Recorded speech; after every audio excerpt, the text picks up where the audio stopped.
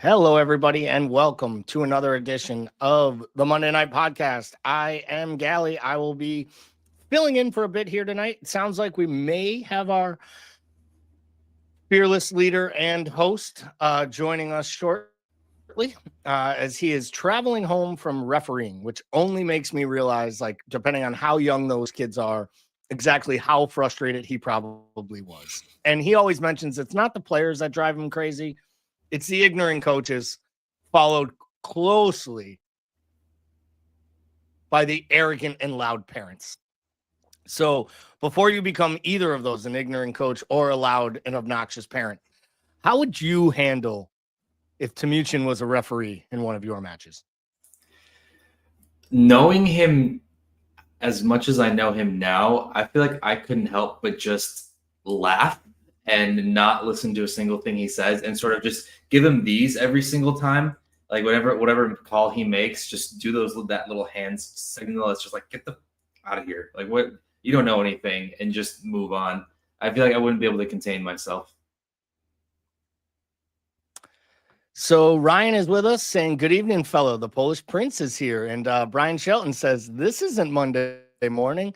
And it's not Monday morning. So we have not done some type of Freaky Friday. We have not mixed up the shows in an effort to try to mess with people the way they do on like sports talk radio channels when the ratings are bad. Because our ratings aren't bad, people. They are great.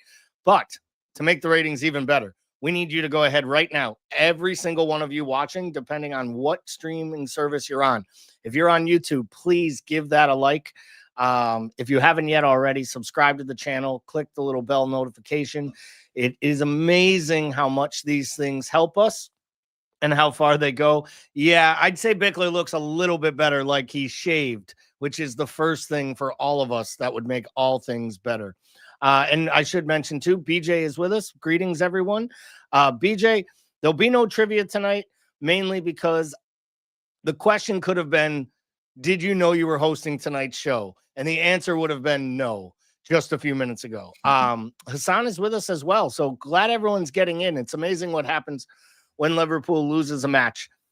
Folks come out early and often to get their comments in and to get their talking points going. But before we get into what will be, a fun-filled hour, as it always is, talk about Liverpool Football Club. We'll review the Palace match. If there were positives, we'll try to glean some from it, but it was a tough watch, but we'll get at that. And we'll also preview Galatasaray tomorrow. We'll talk a little bit about this growing story about the supporters and their struggles, and what, Spirit of Shankly and some of the other supporters groups around Europe, not just English football, are kind of doing together to band together and try to fight against this. Let's just be real. They're just taking the piss out of supporters that are willing to travel, long travel, country to country. The requirements seems very, very difficult. Alan, there is no trivia when Timuchin's not here. You watch enough. You should know that by now. But before we get to any of the football, there was a kind of a real life story that broke today, had a lot to do with the club. And I felt, based on both its presence and our ability to connect in the community we've created, we would be remiss not to take a moment to talk about it. So for those of you who have seen or don't know the story, former Liverpool women's manager Matt Beard died a week ago or so, at the age of 47. It's always difficult when people die and you're not prepared, right? And at 47, you're rarely prepared unless there is a private, someone might have cancer, or there's something that is happening on the background. But Matt Beard was the manager as early or as late as last season. He was relieved of his duties. I believe he had taken the Burnley job, I think it is, over the summer, which he left abruptly. It's maybe making more sense now, earlier. And it's hard to talk about this because it's not something that's very easy for me, but it was announced today that the cause of death was confirmed and reported, which I don't love, but I think in the UK it's required. It's a legal binding thing that those documents become public. So Matt Beard did take his own life and die by suicide. Obviously, he was a married man with 2 small children. None of this conversation is about judging Matt Beard or what he went through. Everyone should have their own opinions and keep them for themselves. But we pride ourselves, and at times we take victory laps, not victory laps. We're excited. We're proud of the community that we've built, both in our Discord channel, here in the comments, and the morning shows on YouTube. And this community stretches far, far and wide. And we felt it was a moment. Mateusz and I talked about this before the show started. We felt this was a moment for us to just remind everyone that there is help there for you. So if you are struggling with addiction, if you're struggling with depression, if you have thoughts, or you just need someone to talk to, there are options and opportunities out there for you to find, folks.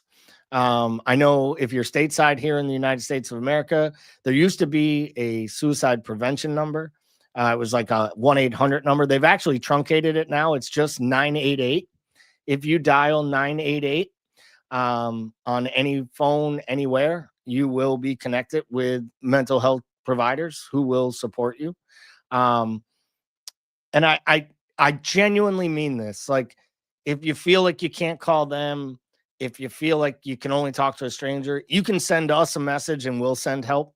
We'll reach out. Like, this should bridge far across the sporting divide, whether it be the team you root for or how you support. It scares me to no end when you hear about these situations. And I don't want to go into any of the details, Mateusz.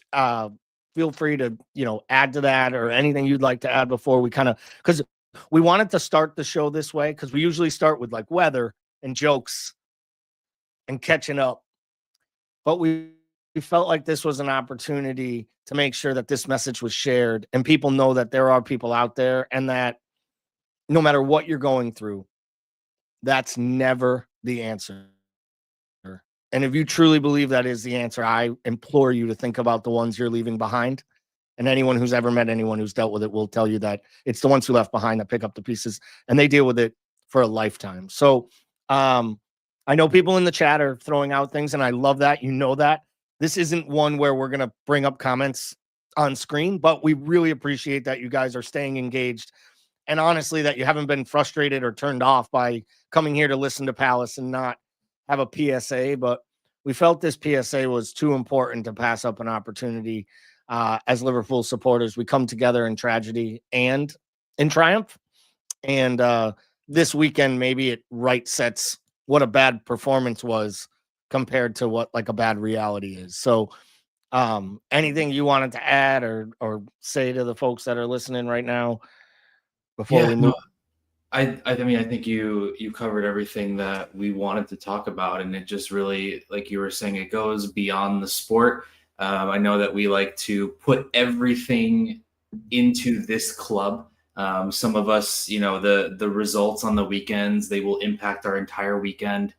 Sometimes they impact our entire week, and we often try and remind each other that while yes, we have a love for this club, there are a lot of things to also love and to appreciate in your own life that you need to try and appreciate and love outside of the football, because you can really spiral, especially as a fan, if you put too much stock into the results day in and day out, especially when you have people around you that care about you. So everything that you said, exactly what I would have said as well. Don't feel free to reach out. I know on the Discord, if you're part of our Discord, it may sound like we hate each other sometimes, but it's out of love. We'll bicker back and forth, but there isn't a person on there that I don't think would be willing to help another person on there when needed. Yeah, I completely agree. If you ever need anything, you can message us on any of our platforms. I implore you to join our community as well if you choose to. You'll have to deal with some angry people about the 50-minute mark of most matches. Hell, some people get angry even before the match starts. But I will say, this is one of those things where Dara says that the resources are out there. I mentioned before, in the United States, you can dial 988. In the UK, you can look for help through the NHS. Their number is 111, and NHS 111 also has help tools and ways to get connected with mental health providers. Mental health is not something to laugh at and is not something to overlook. It wasn't a place years ago where men would talk about these things. And I think part of that was that you're weak or you're a wuss, or, talking about your emotions was not manly or not what the strong man would do. And maybe one of the things I'm most proud of 2025 bringing in this world is that, like, it's okay for a guy to reach out to another guy and see if they're all right. And I don't think that happened long ago. And I know we've had multiple people in our Discord talk about doing shows on mental health and different types of awareness around that, especially for men. So if that's something that you're interested in, you want more information on, or you need any form of help, please get out there and look for it. We are here at all times. And I just really believe that this was an opportunity for us to talk about something bigger than the weekend. We will transition now, and there's no easy way to transition to football. So I guess the first way we'll do it with our normal intro, right? So our weather update from Chicago. Temujin's not here to tell me it's either hot, cold, or breezy. But I have Mateusz, so that means I can get the update on Chicago. How are we doing? It is unseasonably hot still. It was 86, 87 degrees here today, which for me, coming straight from Italy from a couple days ago, it is pretty much the exact same that I had just gone through for the last 2 weeks. So I'm pretty tired of it, to be honest. I'm ready for the actual fall weather to kick in and to not feel like I'm going to melt every time I walk outside. And I guess this would be one comment that you do share, because if someone shares a comment like this on a topic like this, it probably is worth. And I just want to say, Alan, thank you for sharing that story. I'm so happy for you that you were able to meet that wonderful woman in your life, and just everything she's done, and the fact that she saved you and that you feel that way. I just think it's great that you shared it, and you're a strong man for doing that. And thank you very much. So we'll get into the football now. First and foremost, the weather here is hot too. But before we get into Saturday, and we're going to jump right in, we're going to talk lineup. We're going to talk if anybody covered themselves in glory in that match. You'll have to explain it to me, because outside of maybe Virgil, I'm not sure. I mean, outside of Ali, I'm not sure anyone could walk into that room and really say that they put in a key performance. But weather here is brutal and gross. So it was brutal and gross in Italy for 2 weeks. It was more so the fact that we were walking. We averaged like 25,000 steps a day. The very last day we did 35,000 steps around Rome. And the difficult part was that when you're walking so much, if it is only, 85, 86 degrees, it feels a lot worse because you're just drenched in sweat 24/7. So as far as like the actual weather goes, we couldn't have asked for better weather technically. It could have been a little cooler, but that's pretty much what we were used to. They were stuck in an unseasonable heat wave when we were there, so we kind of got the brunt of as much sun as we could have. So yeah, it was a nice return back here, and yeah, so just it was nice. It was just a little hotter than expected. And was this your first trip to Italy, or have you been to Italy previously? No, first trip to Italy. We've been to different countries, but first trip to Italy, I would. If anyone has not gone yet, I will say you can avoid Naples. Actually, no, you can go to Naples for like a day because the pizza is actually fantastic. It is as advertised. However, everything else about it, I not much to write home about. and a city that is underrated and probably has become my favorite city that I've ever gone to is probably Florence. I've heard that actually. I've heard that from a few different folks. Being an Italian kid, my grandmother and grandfather were born there. The fact I haven't been is probably sacrilege and something that they definitely are not a big fan of. I get it all the time. I am very much looking forward to it. The funny part is like I've wanted to do these European trips with Kelly and see a couple different countries or different areas. But every time I bring up, and then we could swing by or we could go through Italy. She's like, so I went. You do Italy as a trip of itself.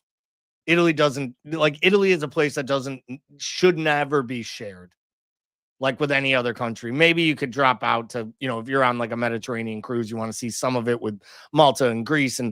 But really, like, there's enough to do and enough in Italy from everything that I hear. So really, really excited for that trip when it actually happens. So something I'm not excited to do, review the Crystal Palace match, but we got to do it. And after I wasn't able to watch the morning show, but I heard you guys didn't get too much into it because we talked a lot about food, a little bit about travel, and a whole lot about other stuff from what I hear. So first things first, me and you were chatting that morning when the lineups came out. It was clear there was a shift in formation. It was clear that there was a change. Hindsight being 2020, and we're reviewing a match after the match, so I'm not asking your opinion then. Now that you've seen it, did Arne Slot absolutely get this wrong? Yeah, I mean, there's no other way to go about it other than he got it wrong. You're playing against a team that packs the middle of the field. Anytime you play like a 3-5-2, 5-3-2 kind of setup, you have a lot going on in the midfield, especially through the center. And then that team is trying to counterattack wide, right? So when you have a player like Wirtz that you are maybe trying to throw in on that left side, inherently what ends up happening with a player like him is he drifts towards the middle. Then what ends up happening is that you have Wirtz, McAllister, Sobo all sort of drifting right in the middle in the same place, which not only brings those three midfielders in, but it brings in the midfielders from Palace in as well. So you're looking at a shrunken field like this wide, where that is all the ball is trying to go through is that, and there is no width to the play at all. And so having a natural winger start probably would have been the better route to go. I can understand what Arne Slot was trying to do when we think about what he did against City with four midfielders. And with Jones playing sort of that pseudo 9 role that he did last year, but it didn't work because Wirtz is a much different kind of midfielder to Jones, and he's one that's going to be coming back for the ball, trying to kind of find those channels in the middle of the pitch. And the problem is there just wasn't any space for him to do anything. Let's stay on Wirtz. It's funny, there's pockets and moments of every match that he plays where you see his inept brilliance. You see what he does well. You see how he gets on the ball, how he makes things happen. He was really unfortunate, takes that shot maybe a second or two earlier and it might get through and he might find the back of the net, the shot he has in the second half. Was the lineup more about shoehorning Wirtz into the picture? Or do you think it might have had more to do with the fact that Ekitike wasn't available for the fixture? And I didn't believe that Isak would have been starting this match if Ekitike was fit. Like, I genuinely think if Ekitike is not suspended, he's probably starting this match in the league with a good chance that the eyeballs are on, okay, a whole nother week and we can get Isak on the pitch starting at Stamford Bridge against, a top 5, top 6 side in the Premier League where you want your record signing to go. So do you think we would have seen the Wirtz experiment, or do you think this was Arne Slot having to shuffle his deck, so to say, because of the curveball? Because it felt very much to me since Isak came in that it was almost like a scripted plan of X amount of minutes in this match, X amount of minutes in that match, and so on and so forth? Yeah, it's hard because I think either way, whether it was Isak or whether it was Ekitike, like would Wirtz have still been the choice on the left wing in either scenario? And with either scenario, do we still see the same thing? I think that's the only thing that I get hung up on. If it was Ekitike instead of Isak, I don't know if it would have been set up completely differently. I think that the change would have had to happen somewhere in the actual midfield or have an actual, like having Gakpo start. I know Gakpo's not in great form, but having someone that actually brings that with would be what I would have seen, what I would have expected. I think the difficult thing right now is I talked about this with Tumichin this morning, so apologies for anyone who's going through deja vu right now. We're 8 games in, right? And the whole summer since Wirtz was announced and since the news broke about how we convinced him to join this club, the big selling part was Arne Slot and his vision on how Wirtz fits into this team and what he sees him doing in that capacity in his role. And we're 8 games in now, and I don't think we're seeing that yet. So it's a little frustrating to see that the big selling point for Wirtz was Slot selling him this idea of where and how we're going to play, yet we're into the first quarter of the season and we still don't know what that looks like. I think that's the thing that's most frustrating is that, and I don't know if that's not an Isak or an Ekitike thing, that's just a general Wirtz and slot thing. So I think, eventually it'll come good. I think one thing that we have yet to see that we're going to see during AFCON is Wirtz on the pitch without Mo, because I think that is also a big thing, is that maybe those two together, maybe it's not the best combination. Maybe Wirtz is better off setting up behind Isak and Ekitike rather than trying to play within a team with Isak / Ekitike and Mo. I don't know, but all in all, it's kind of just been frustrating to see what this will actually look like. So the majority of people, they wanted to talk about Isak, they wanted to talk about Ekitike losing his mind, Gakpo not starting, and Wirtz letting people down, right? Because they all want to focus on the front of the pitch because it's the most exciting thing to talk about, right?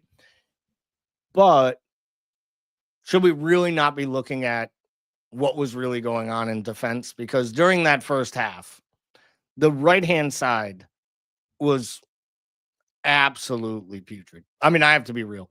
I don't know that Konate has looked that bad since the debacle at Everton in 2024 at the end of the year where we lose. And, Konate was all over the place.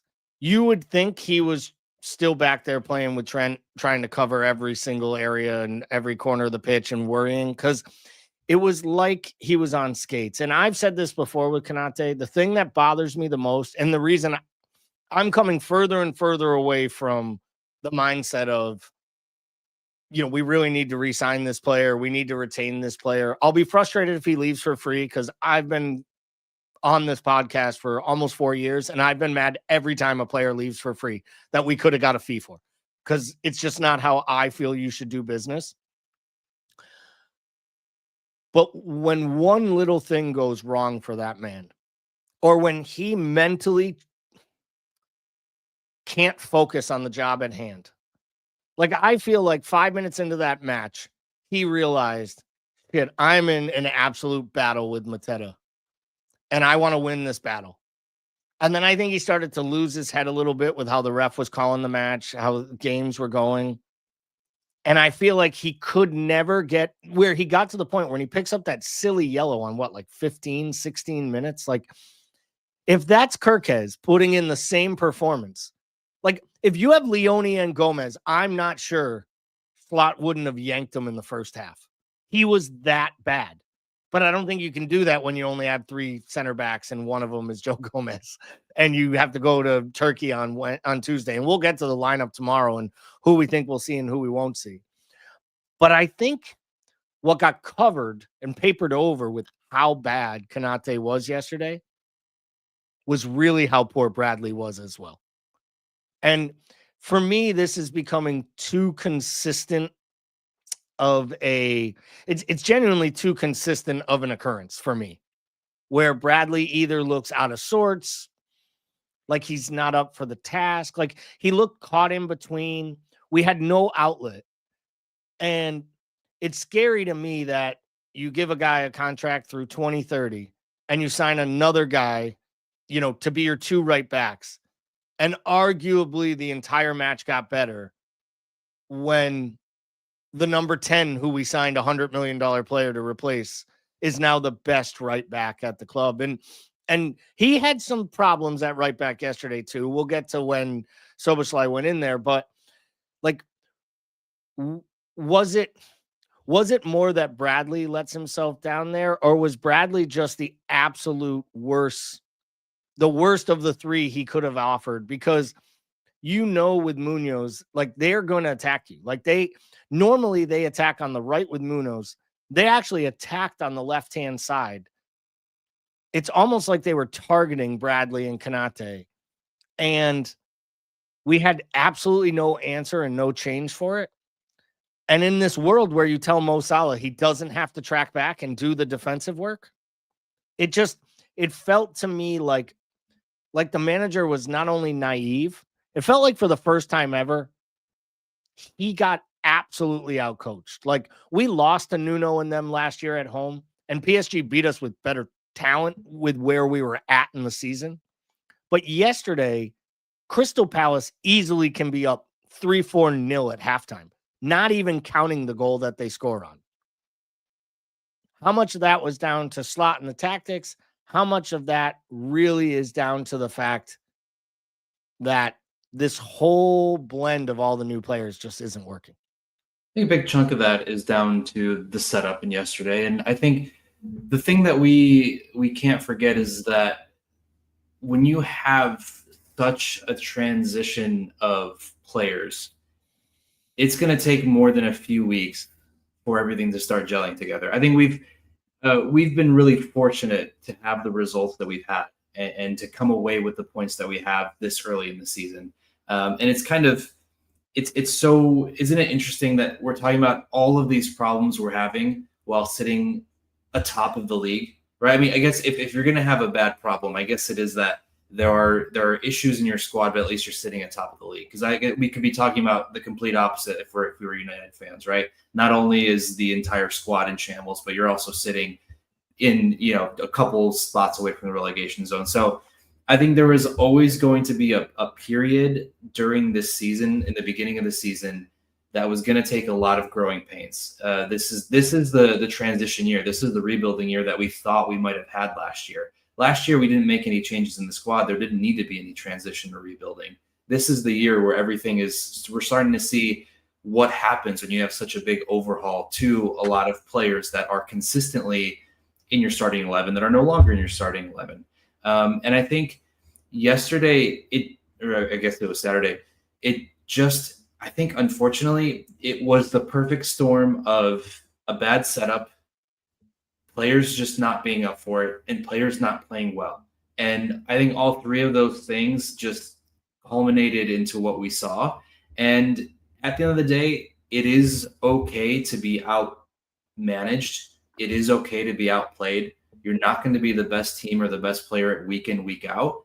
It's just, I guess it was just shocking to see how badly it went. Because that first half, I think, was probably one of the worst halves that we've seen from this team, at least under Slot, if not in the last 3-4 years.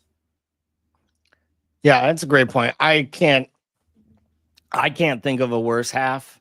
I'd argue maybe that match I was talking about, the second half against Everton 2 years ago when we're still in the title hunt with Klopp. I don't think it's fair to kind of mix those through. Alisson was great in the first half. But it's funny, even moments like from Virgil, you never see Virgil, right? Like there's that moment where Virgil makes that nervy pass back to Ali, and Ali's looking at him like, what are you doing? And he just smashes it. And he's looking at him and he's like, we are deliberately not having me take goal kicks this year. And you're giving the ball to me with an offensive player bearing down on me. So I have to clear it hard and low. And like, it just felt like, I mean, let's be real. It felt like Glasner had figured it all out.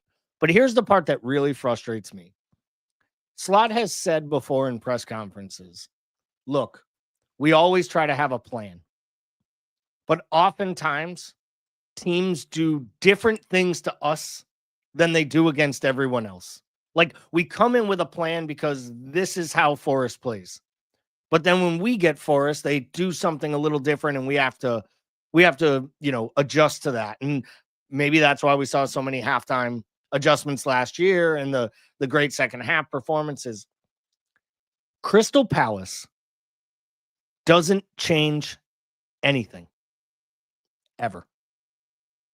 And it felt like the manager absolutely just had an abysmal afternoon. Even the substitutions as they happen. So he makes the subs, right? What's he do? Does he do at halftime? Is it that he brings on? No, he doesn't make the sub. When does he actually get? Yeah, he brings Gakpo on for Bradley at half, and he moves Szoboszlai into right back. Hindsight being 2020, do you think he should have just started the match with Szoboszlai at right back, and even potentially Jones for McAllister? Because at some point we have to talk about, we're not trying to play this guy into fitness. He's just not in form. And if this is a meritocracy, he's not playing over Curtis Jones over the performances since the first match of this season. Yeah, I think the hard part is that you're trying to play several guys out of form back into form while they are all out of form. So the question is, how do you do that the right way? And, I'm not paid anywhere near enough to answer that question. No one really wants to hear me answer that question, but that is the question that Arne Slot is posed with, is how do you get these guys into form, into fitness the right way, without kind of meddling too much in how he wants to set up? Because if we start talking about Sobo going into right back while you have two healthy right backs on the bench, that's going to raise a lot of questions, right? I mean, we shouldn't be talking about Szoboszlai at right back when we have Bradley, when we have Frimpong, both healthy, good to go. Those are the kinds of things that make it a lot more difficult on the manager to go forward and do what he needs to do.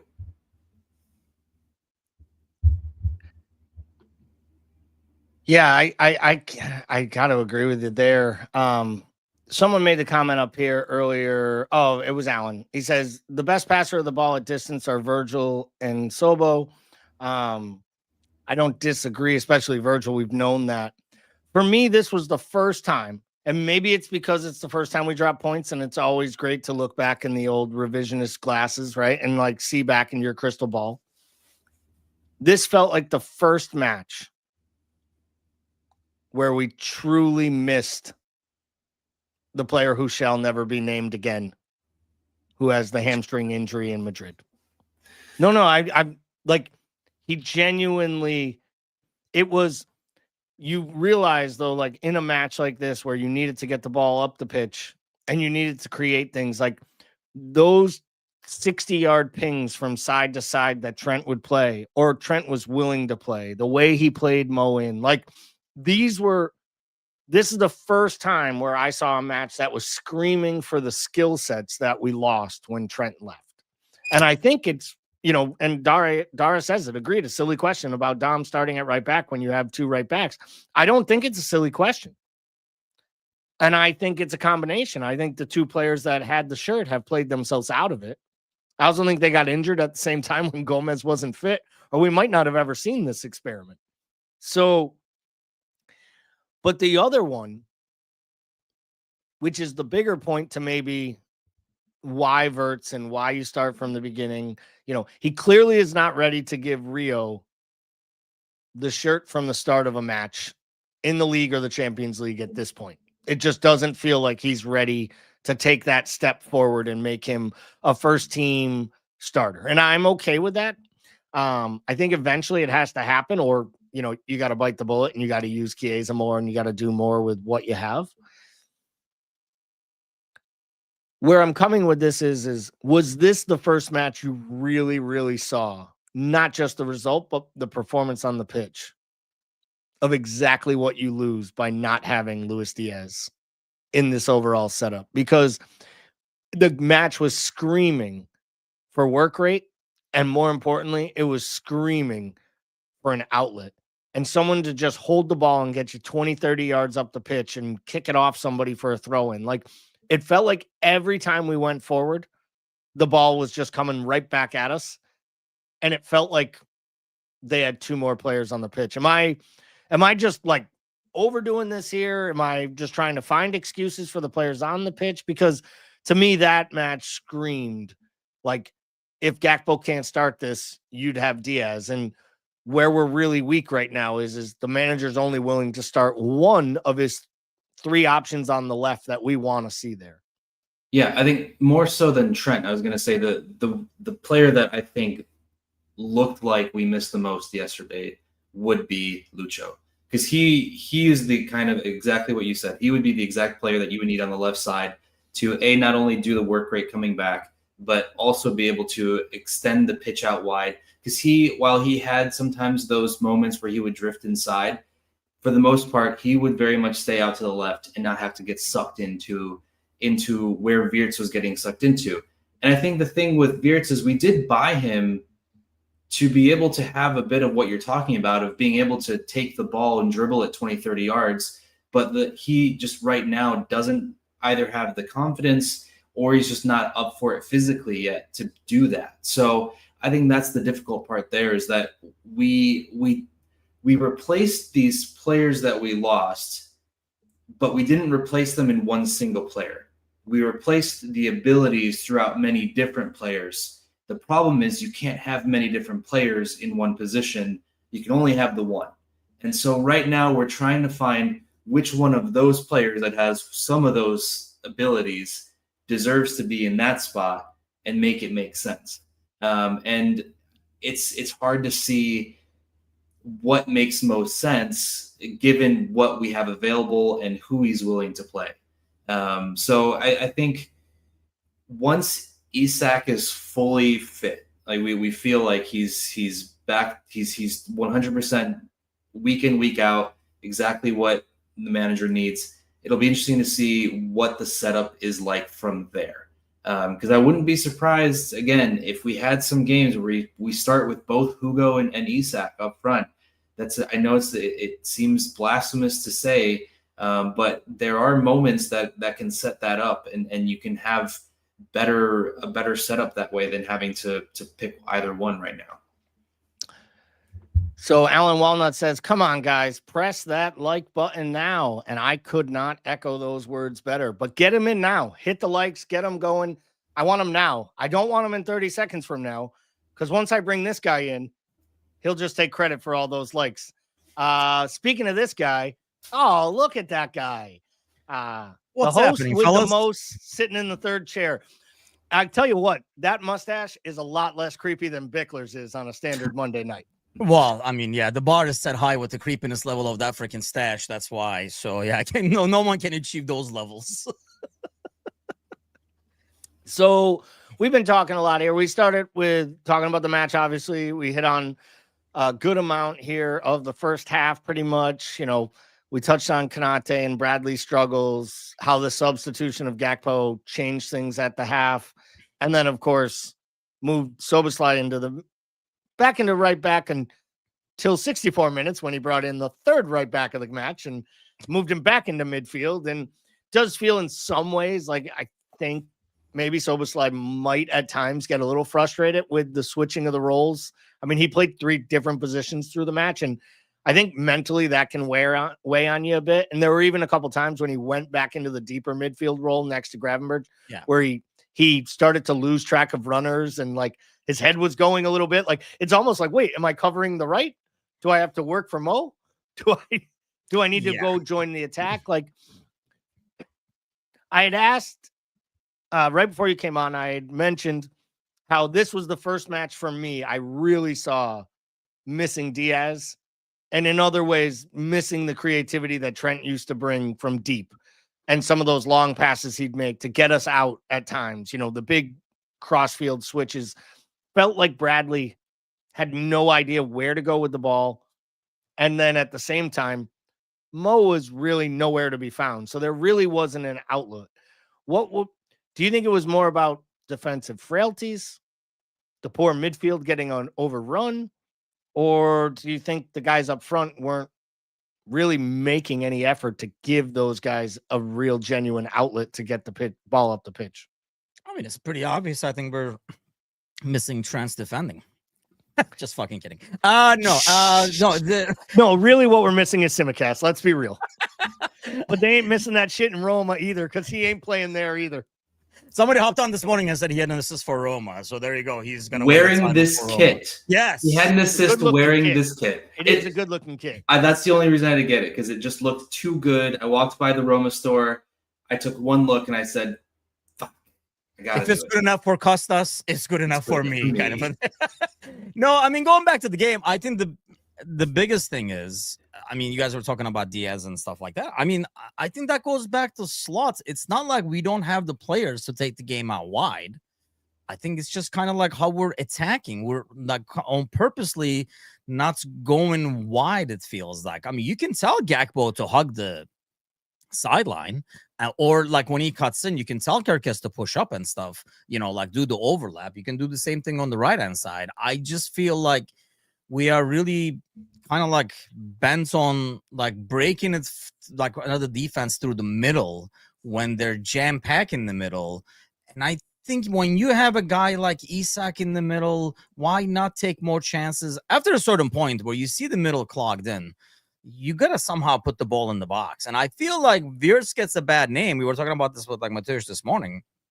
He gets a bad name for like losing the ball and stuff because he's the only one trying it. We used to have this with like Coutinho. It was like, well, see if you can do something. These guys are sitting back, and then he will lose the ball. And I see some similar tendencies with Wirtz, where sometimes he tries those passes without knowing if Gravenberch or Maka is behind him for insurance purposes. And I think a lot of times we lost the ball. You can't do that against a team like Crystal Palace, who's actually organized and intends to counterattack. This wasn't Burnley, who was just going to be like, let's boot it away and then hang on for another 30 seconds, people. Hold the line, So whereas, like Palace knows how to counter. So when you lose the ball like that, it was always going to be dangerous. And I think you guys already talked about Konate. When your center backs can kind of control, not center backs, but I mean, obviously they went after Konate. Nobody goes after Van Dijk. When he couldn't stop or handle Mateta's, like strength and speed and stuff like that, you're going to hurt a lot. Otherwise, like, Alan's saying, like Rio can give you that width and can come from the attack. If you wanted Frimpong, even though he's strong as an 8-year-old, he can probably go out on the wing and, like take people on with speed and stuff on the outside and stretch a little bit. It's not that I don't think we have the personnel. I think it's more about that's not what we're trying to do for some reason. Don't ask me why, but. Yeah, I don't disagree with that. I feel like they're just kind of going through motions. We have to talk about the player, the cult hero, obviously. Chiesa comes on 74th minute, I think it was. He gets his goal in the 87th minute. It's a well-taken strike. Had a chance before it. That was also a really good shot. It was just, I mean, I love when the opposing goalkeeper, and Mateusz, you know this because you're a keeper, right? When the goalkeeper looks back and shrugs his shoulders because he thinks the ball is actually in the net, it was really, really close. And then when you see that Chiesa strike, you also had the Isak one that was just wide. There were chances there in the second half. So Chiesa comes on. He, within 5 minutes of being on the pitch, caused as many problems, it felt like, for Guéhi and Lacroix as Isak had for the entire first 70 minutes that he was on. I know there are people in the chat saying, oh, we let Isak down. To me, he looked like a guy who played 25 to 30 minutes more than he had in his legs. I don't think he had 80 minutes in him.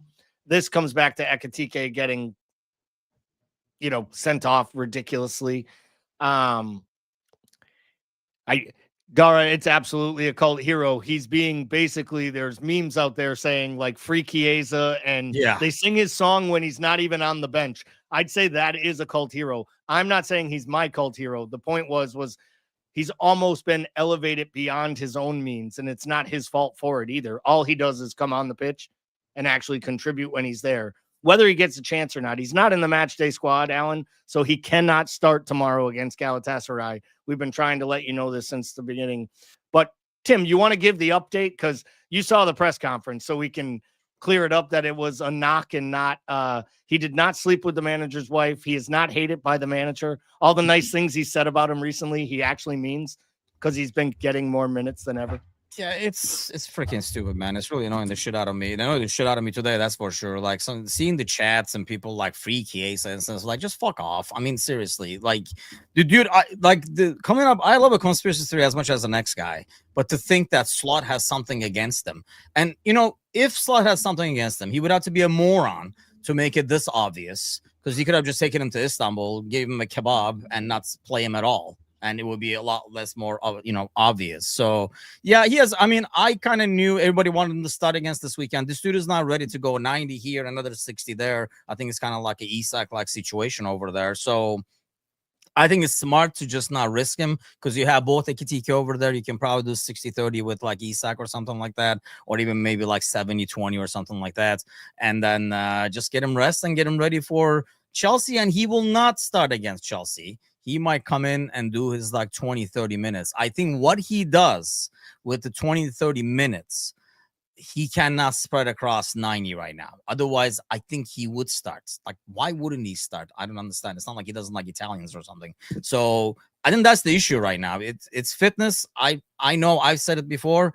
I would think if I practiced with this team a year, even my fat ass would be in good shape, but apparently not. This guy is not in game shape to be able to do like 75 minutes and like 90 minutes on a regular basis. But let's just pump the brakes. I hate when this fan base just shits on players that takes you places for like the new shiny toy. And then the moment that guy can't deliver, tries to go back to the other guys and stuff like that. It annoys the hell out of me. And then we want loyalty from players in return somehow. Like, we have the nerve to ask for loyalty from players. Everybody suddenly turned on Mo. Everybody suddenly turned on Gakpo. They're suddenly the worst wingers that ever lived. And then, but next week, to be thing again. I do think we have to talk about Mo. Let's get to it, and then we'll get to the Galatasaray match. And it's, if you look at Mo's numbers, right? Do you realize his per 90 shots on goals, XG, his actual output per 90 is less than basically everyone in the side? They're getting more attacking output out of Virgil so far this year per 90. And that, I'm not saying like he's playing great. I'm just thinking about the overall approach to the players. And we didn't talk about him because he wasn't the problem yesterday. Yeah, but he was invisible. And in those big spots, there are moments where we are saying, where are we going to get this goal from? And there's moments for Wirtz. We're waiting for the moment from Wirtz. There's been moments for Gakpo so far. There's been a moment for Rio. And obviously Mo played a big part of that moment.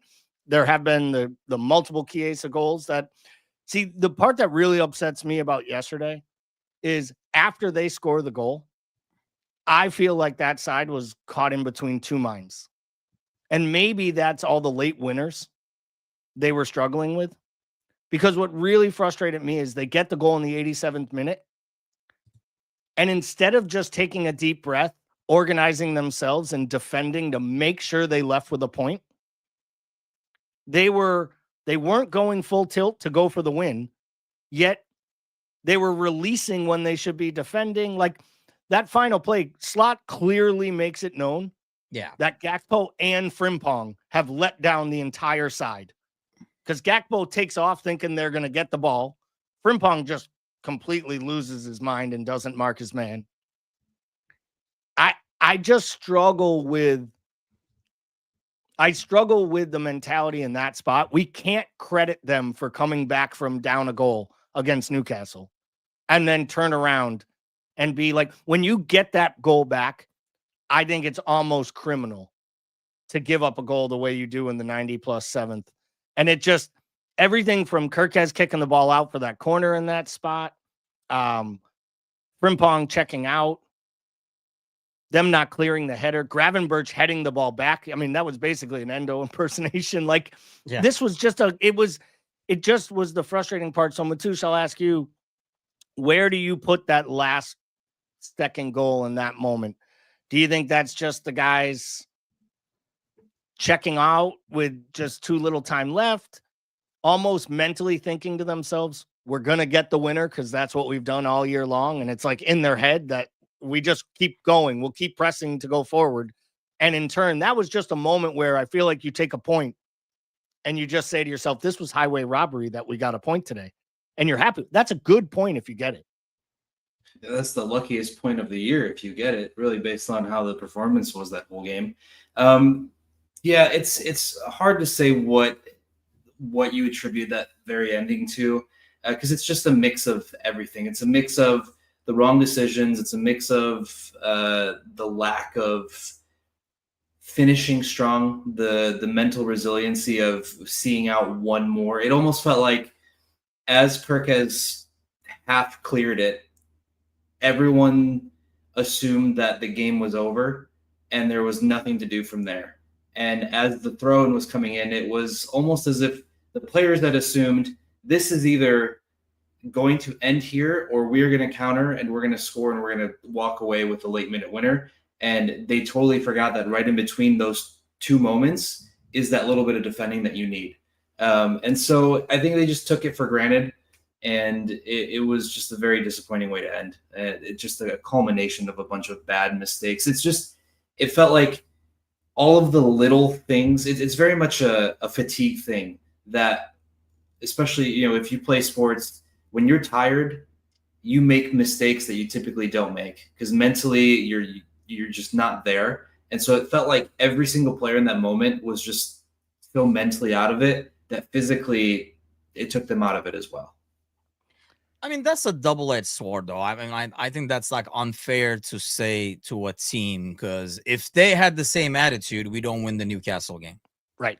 And you can't say, oh, look at the mentality. They still going for it. We could have said, hey, man, we should have won this, but let's freaking hang on and left with the point at Newcastle, too.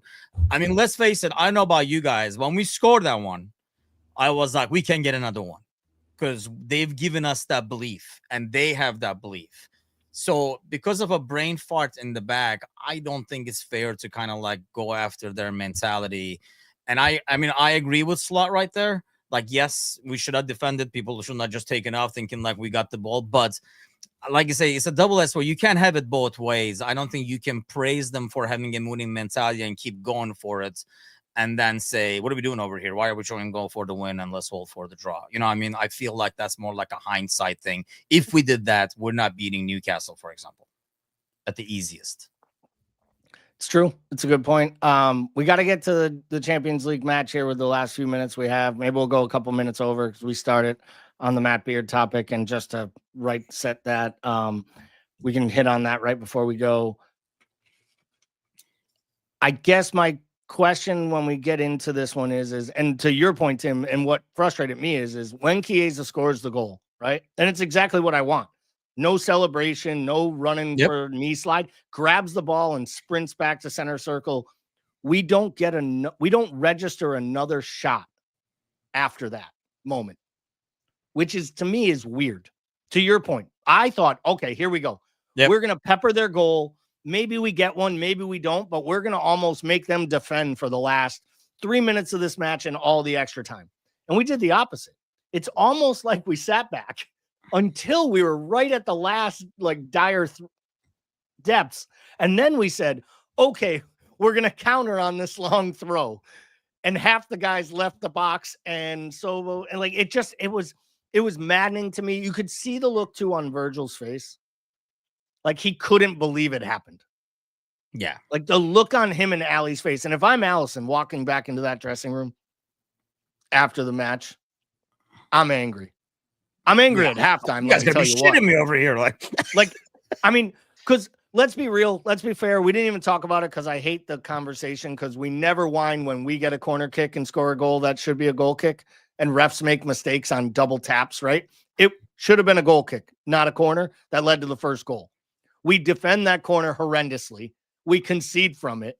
But if it isn't for Allison and the post, we're down 4-0 without that goal. So, like, Allie's the only person to me, in my opinion, that could walk into that locker room at halftime and hold his hand up and be like, what in the fuck is wrong with the other 10 of you? And what are you, and go right up to the manager and be like, and what are you going to do to help me out here? Because, you know, you hook off Kirkez, you hook off this guy, like you yank Kwanzaa out at halftime of the Ipswich match. Like, who are you yanking here to protect me? And he didn't do it. He continued to let it go forward.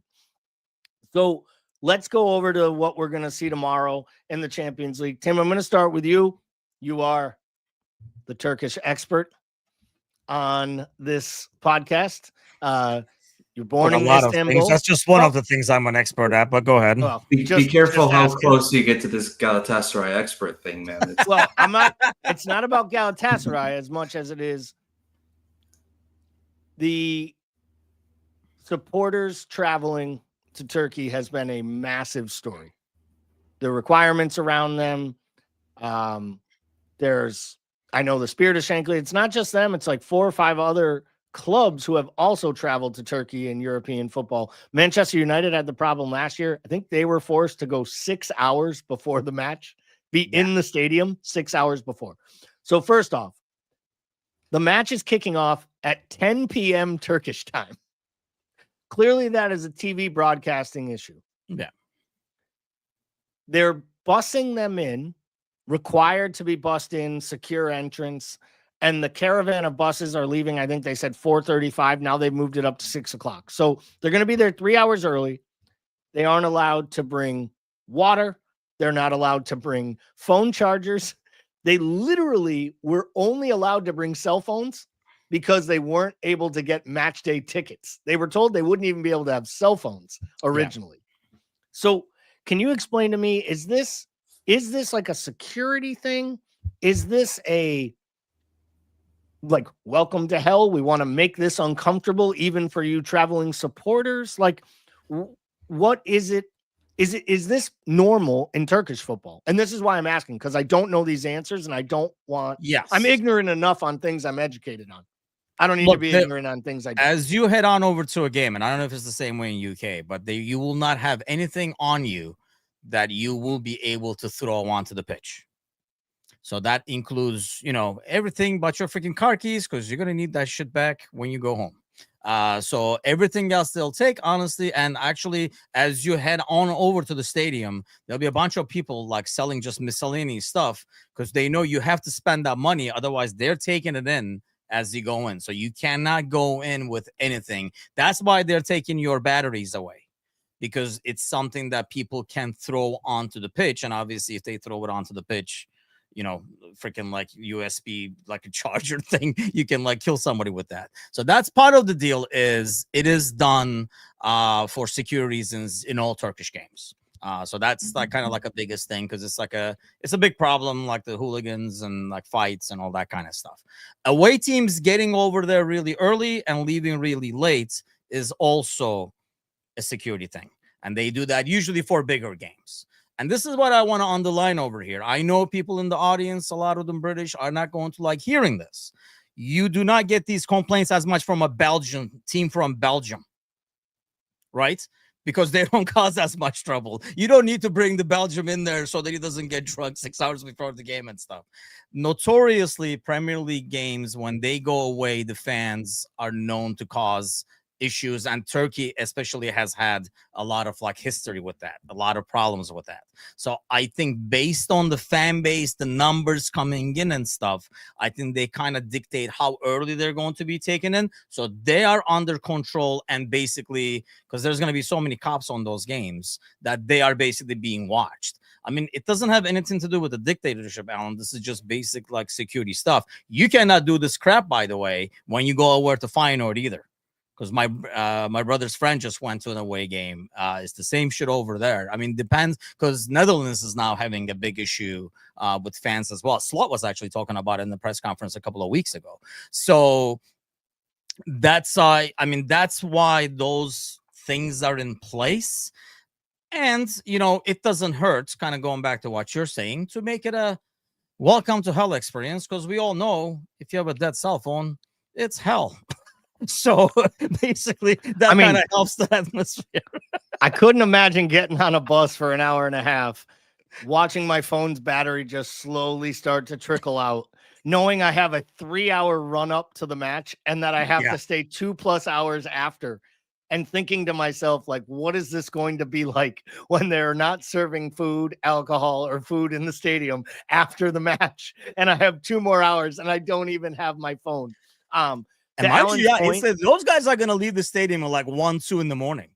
Yeah, the reason for the reason for the phones are required is because it's a ticketless entry. There are no more paper tickets, so it's electronic ticket only. So, to me, I think that's the only reason they're allowing the cell phones. I think originally they were told no phones, and then they were like, "What about our tickets?" And they were like, "Oh, yeah, I guess you can have your phone." Plus, let's be real: who the hell's throwing a goddamn phone on the pitch? Thing cost me. I went to Chicago, lost my phone. I literally almost like got in the fetal position in the airport. I didn't even know how to handle myself the next day. I had to fly home from Chicago. Basically means I had to talk to my wife. But poor Kelly was like, I actually have to listen to you. Like, you're not going to be all just watching sports or on your phone or having your earbuds in. We had to literally share earbuds and watch like a mutual TV show on the airplane. Which basically means I watch trash TV. Oh, whatever you want. I'm saying Michelle is the one like, oh, I wanted to watch this. You're like, honey, it's low. Oh no, it's not what it's watching. It's the fact that you have to share and do that. Yeah. That's so 2007. You know, that's what I'm talking about, man. That's crazy. This is a world without the phone. So the actual match itself. Thank you for that, Tim, because I really didn't know. You know, it sounds like they're trying their best, actually. And I give the club a lot of credit. The club is going to have like liaisons there and people there at both the drop-off and pickup sites and by the turnstiles. And to be fair, this wasn't about Galatasaray or Turkey. This was actually the supporters that have been making these fights. It's really about UEFA creating these. Like, why is the match at 10 o'clock at night when the game could have been one of the 12:45 kickoffs? Well, because they want Liverpool on national television in England. So this is a BBC or a Sky Sports or whoever has TNT, whoever has those rights. So the match itself, I have not seen Galatasaray play yet this season. 7-0 in the league. Am I right on that, Tim? Are they undefeated in the league? They have some big name players, but they've also already have some classic Galatasaray squabbles and fallout within their side. It feels like they're arguing. And so what should Liverpool supporters be expecting tomorrow from Osimhen? And now it's who's there? They have Osimhen, Sane, Icardi, and then they have Barış and Yunus, the wingers, who are like on the Turkish national team and stuff. I mean, it's a good squad. They have like quality players that can really hurt you on the counter, which is something that I worry about tomorrow. Is the fact that they can hurt you on the counter. Barış has speed, Yunus has speed, and stuff like that. It's a good squad. Couple of things. I mean, that stadium will be psychotic. As is like, you know, Turkish stadiums. Like I said, they treat these games like almost like a derby game in terms of security and everything like that. But the atmosphere is going to be like that. This is a Champions League game.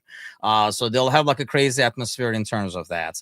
The biggest thing is, I mean, like I said, they have the players to hurt you. But Galatasaray, the reason Galatasaray does well in the league is a lot of stuff that's shady behind the scenes. So now they do not get that when they go to Europe. So some of the calls that they would normally get in the Turkish league, whether it's a foul, like, you know, or like getting away with fouls and stuff like that, like not seeing yellow cards, even though, you know, their center back does the same thing from behind like 3 times and all that kind of stuff. Now it comes and bites them in the ass in Europe. Like we used to talk about this with PSG and stuff, right? They're like, oh, it's very easy in the league, so they hurt when they go to the Champions League and stuff. We said this forever when they were not successful in Europe. So this is a different aspect of it where they expect to get all these calls and they do not.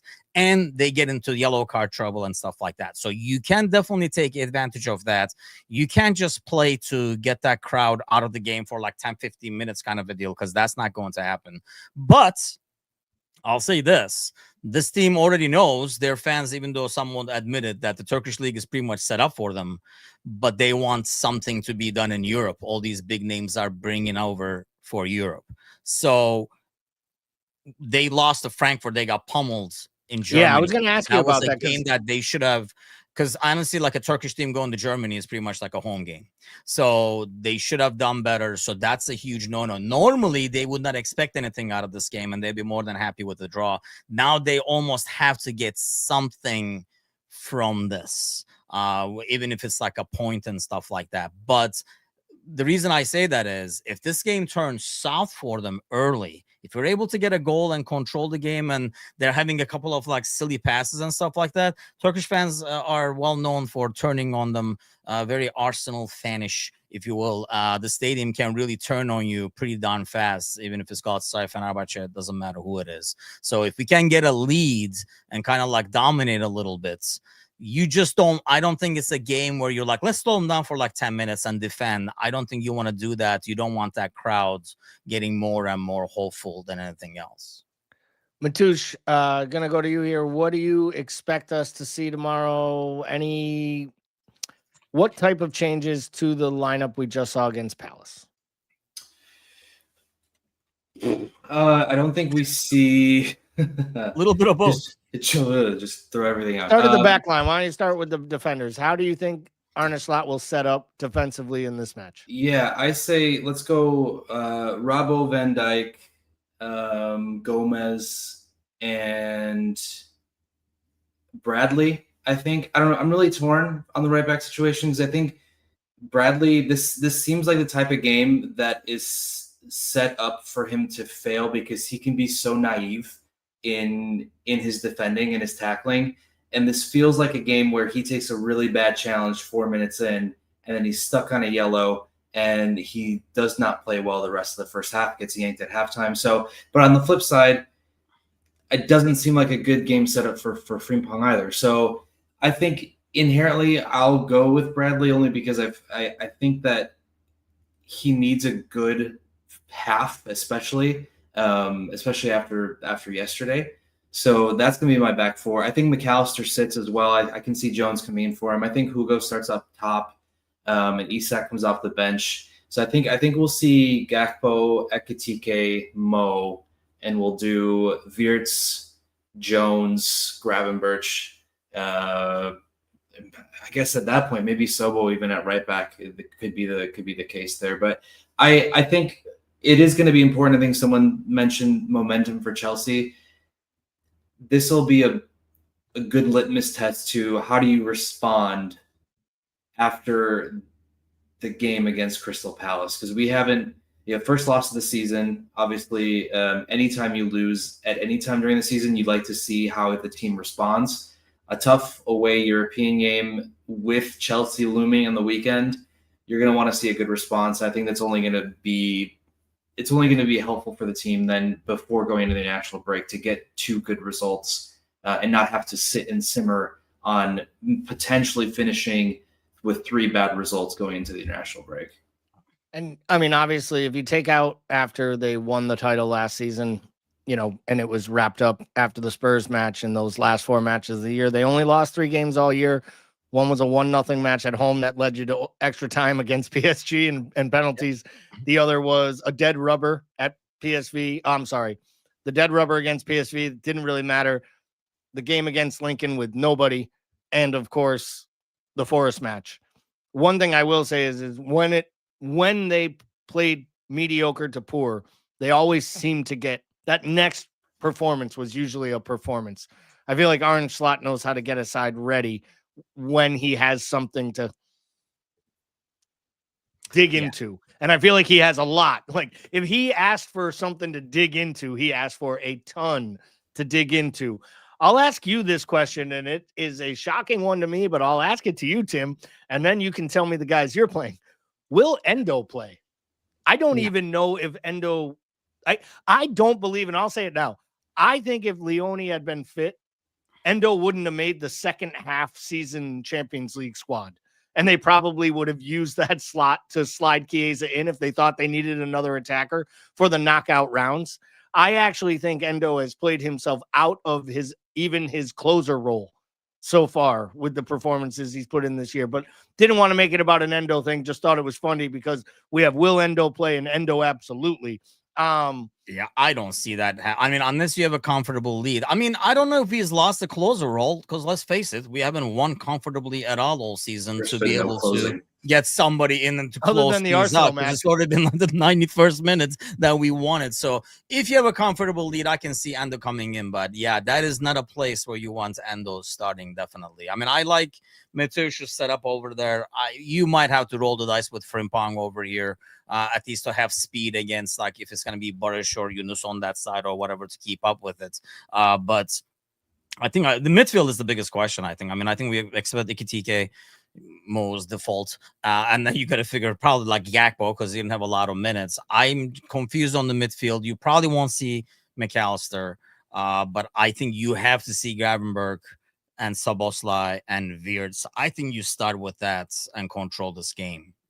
And then you can put Jones and, like I say, Ando in afterwards.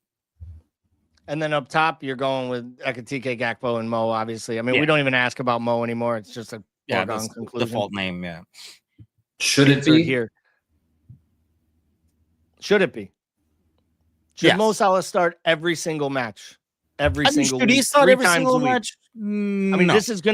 this will be 6 matches in 14 days for Mo Salah at 33 years old and showing a little bit of wear and tear on him.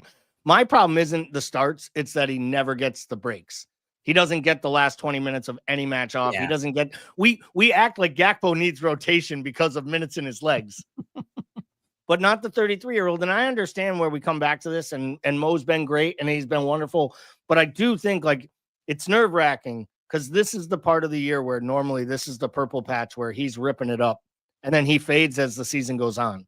And in a year where you have AFCON and then you have World Cup in the summer in the United States, heat and all that, and then he comes back for another season next year. Like if they truly plan on that asset to be here next year, and another question, another topic for a different day, still don't know whether they actually believe that's going to happen by the end of this summer, that he'll still be here to start next season. You have to start protecting the minutes in those legs, in my opinion, because he's still making $400,000+ a week next year too on that contract. And that's a lot of money when it has started to look, because there were a couple times yesterday that balls went into him that in the old days you'd be like, that's a one-on-one for Mo. Yeah. And their defenders were beating him to balls. Like at one point, Tyreek Mitchell, who's not even that quick, ran back from his wingback position and caught up to Mo and then got the ball before he got to it. And I was like, that's not good.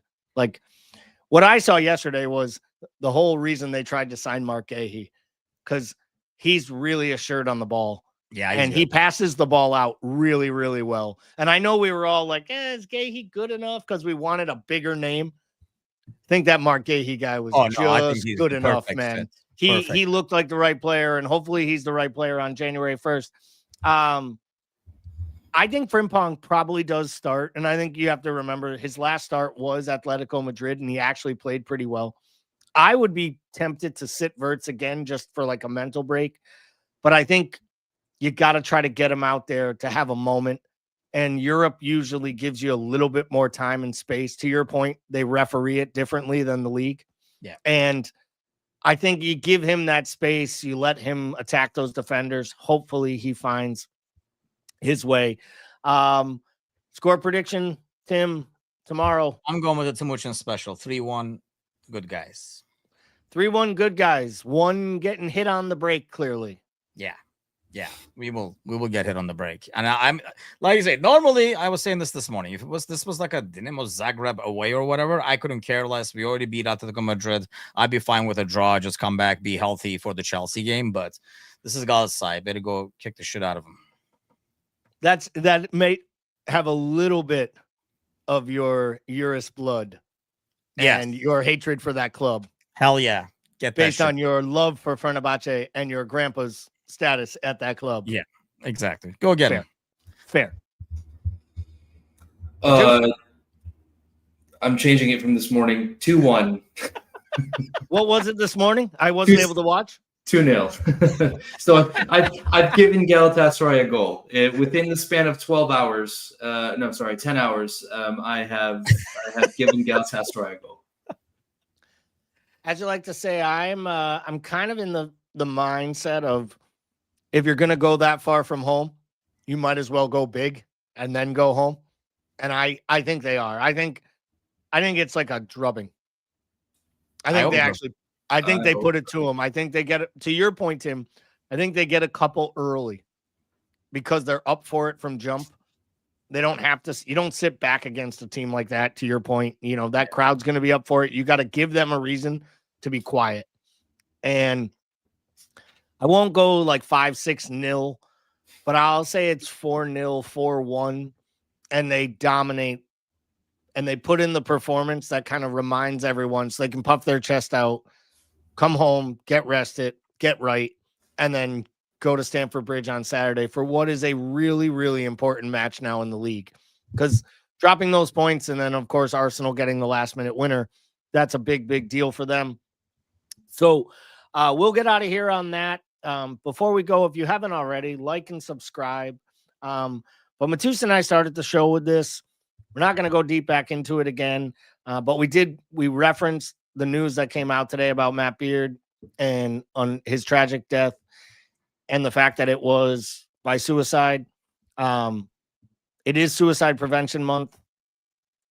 We don't do a lot of like real talk on this channel.